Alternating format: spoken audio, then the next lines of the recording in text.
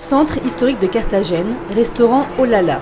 Nous sommes chez Gilles Dupart, un Français installé depuis 8 ans en Colombie, et comme ses compatriotes, ces attentats l'ont blessé.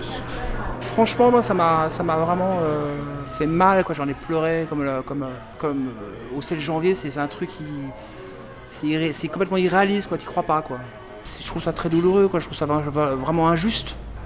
Enfin, juste de se faire massacrer à la terrasse d'un café en train de boire un coup, discuter avec sa copine, ou fêter un anniversaire. C'est irrationnel. Il faut vraiment avoir la force de dépasser cette souffrance et avoir une unité pour pouvoir combattre ce malheur, quoi, ce mal. Cette unité, il va la chercher à l'Alliance française. Ce mardi, les locaux de l'organisation accueillent les expatriés et les Colombiens.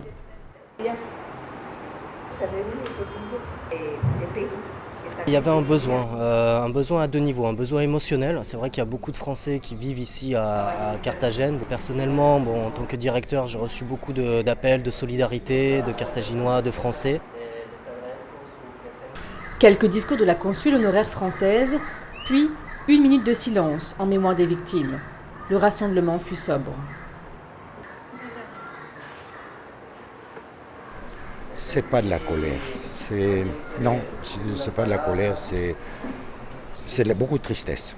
Dans le cœur, on reste français avant tout. Et une grande souffrance.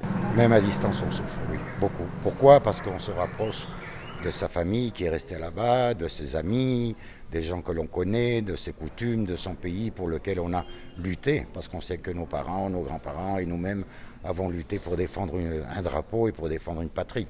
Donc cela fait beaucoup de mal. Les réactions d'émoi, de stupeur, de tristesse, de rage, je crois que c'était un patchwork de plein d'émotions.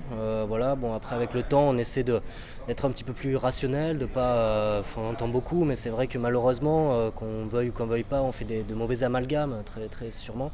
Et voilà, donc maintenant, le sentiment, c'est un sentiment de solidarité. Ce jour-là, par solidarité, une vingtaine de personnes s'est réunie. Un rassemblement pour se rappeler que la France n'a pas de frontières.